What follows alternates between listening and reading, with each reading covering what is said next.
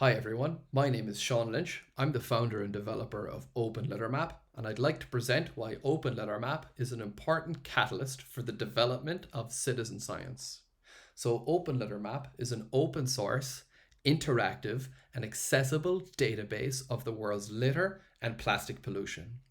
This research started for me when I was studying geography in university, when I was introduced to GIS in 2008.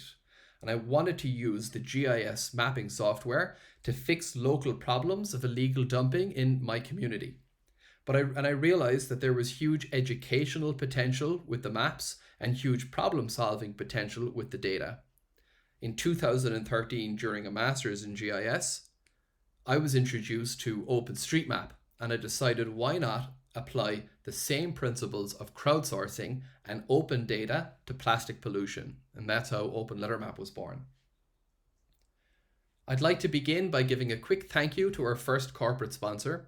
Engine Lease Finance is an aircraft engine leasing company headquartered in Ireland who recently gave their global workforce a half day to pick up litter and record their positive environmental impact, all of which is available to view and download via the OpenLitterMap website. Traditionally, citizen science has focused almost exclusively on biodiversity.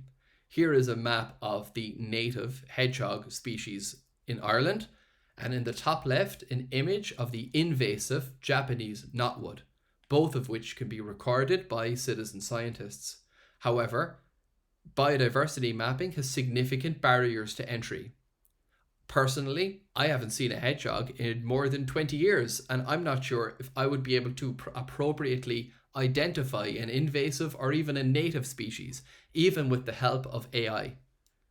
What has a much lower barrier to entry is mapping litter or plastic pollution, which is not only everywhere, making it extremely accessible. You only need to walk outside, where you or anyone else will be able to find a large variety of cigarette butts, plastic bottles, cans, etc., and increasingly PPE, like face masks, gloves, hand sanitizers, littered across the globe in their billions, which didn't exist 12 months ago before the pandemic hit us. So litter is changing. It changes with consumer behavior, changes with policy like the introduction of a smoking ban or minimum alcohol pricing, but we don't yet understand how litter is changing across space and time, or how it reacts to changes in consumer or policy changes. And we can record this by empowering people to use their already existing devices and share data.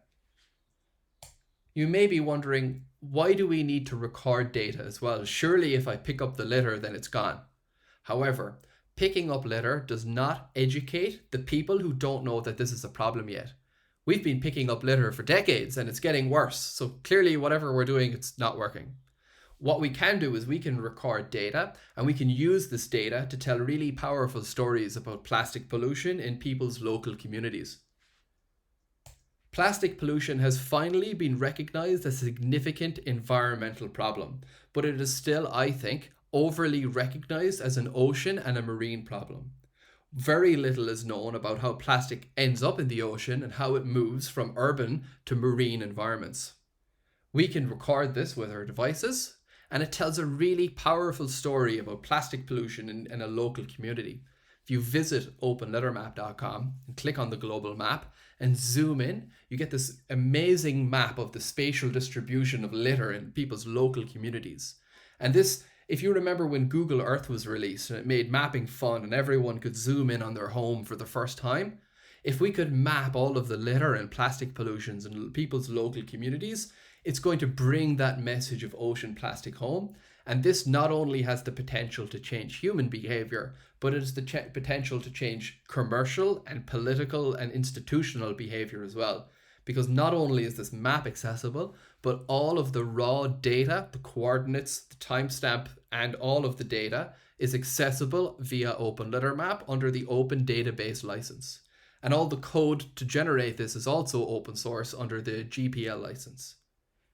If you zoom out again, you can see the global impact that our global community is having. We have nearly 4,000 users who've crowdsourced more than 100,000 uploads from 80 countries. Using the OpenLitterMap app is easy.